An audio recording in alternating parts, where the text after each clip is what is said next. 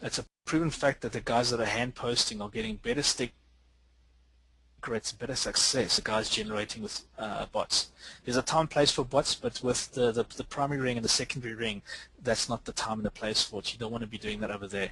On WR3, go ahead, just go nuts. You can shoot out what you want with the DNA braid, but not on the first two. And for your team to come in, it's super easy. They've got the instruction. You've made it very clear. They just got to do it, write it, submit it.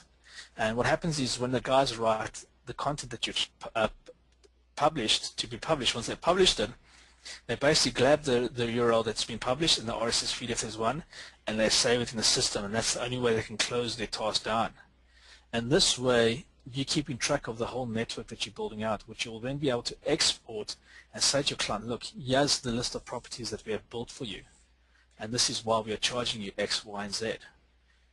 So the system manages the whole thing and gives you a report at the end. Soon I'm busy working on the quote engine as well, which will bring all these reports together at the end with all the content, and you can see how everything is connected.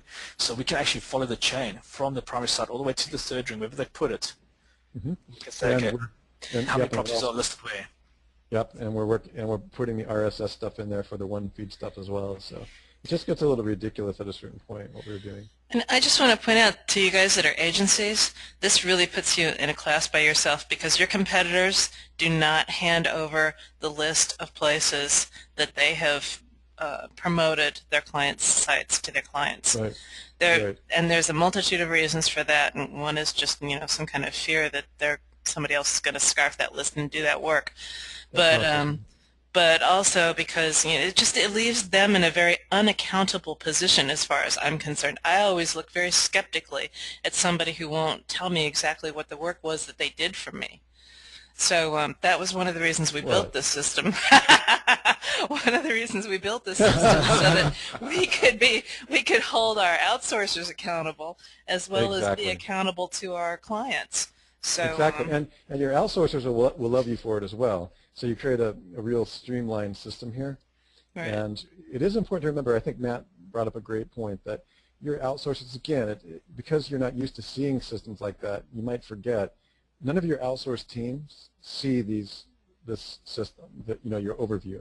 You're building your business with full security and non-disclosure, just having your team create the content and syndicate it, which really was my #1 goal for automating the content for WR1 and WR2.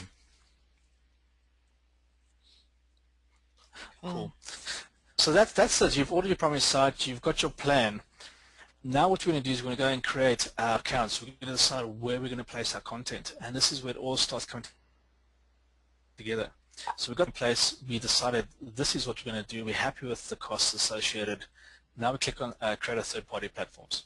And like Russell just said, everything's pigeonholed for the staff. They only see what you tell them to see. So you'll get instruction, take this content and place it on this property. Okay, and this screen works in the same way.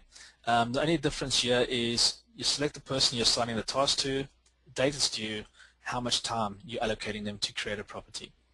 What happens is when they create a property, this link's clickable, takes you to Null. You can see the page rank. When you hover here, you can view the property.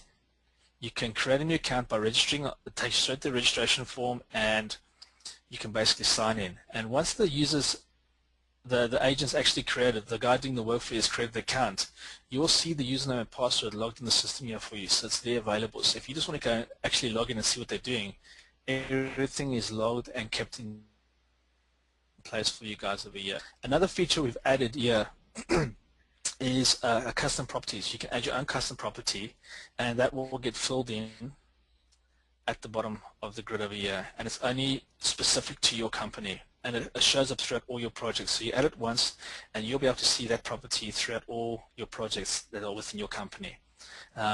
This is specifically for guys who know of properties that they want to use that's not in our chosen list. Sue spent a lot of days going through about 1,000 properties, testing and checking everything, spent an amount of time going through all these, and she's cherry-picked things that she believes are worthwhile promoting on. So I'll just quickly show you how this works.